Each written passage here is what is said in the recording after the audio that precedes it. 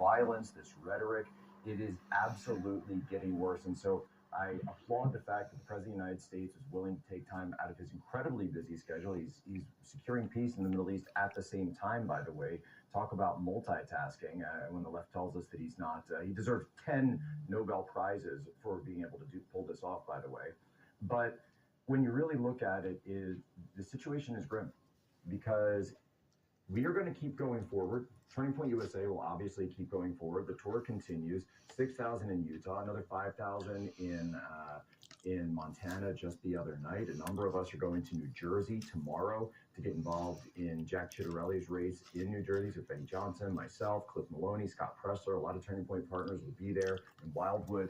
But at the same time, if Antifa is not dealt with, it is going to get worse, and they will not stop on their own. So when the president came in and started discussing foreign terrorist organization designation, this is absolutely warranted. It is absolutely necessary. And I applaud the fact that the president took our recommendations and says, yes, that he will be signing off on this, because Antifa actually began in Europe. And that was what I started my briefing with, explaining how they really rose up out of Weimar Germany, then spread to the Spanish Civil War, other parts of Europe, and they still exist with pockets and cells all across Europe, and even links to Middle Eastern groups. They went over to Syria for training all throughout the Syrian Civil War, and then returned to the United States and parts of Europe to put that battlefield training into places like the Chaz. They were, in fact, members of the John Brown Gun Club and members of those armed checkpoints in Chaz that have received battlefield training in Syria.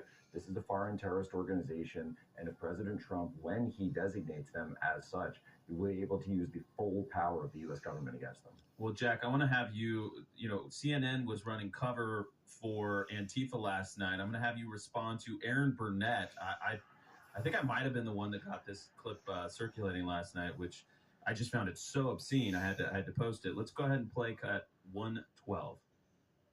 In fact, it's not even like far-right groups like the Proud Boys and Oath Keepers, which have had national leaders, unlike Antifa. There is no organized hierarchy to the group, and according to the Center for Strategic and International Studies, compared to right-wing extremists, Antifa-linked violence is rare and limited. But that has not stopped Trump from blaming Antifa for just about every act of violence in America since he first got into office.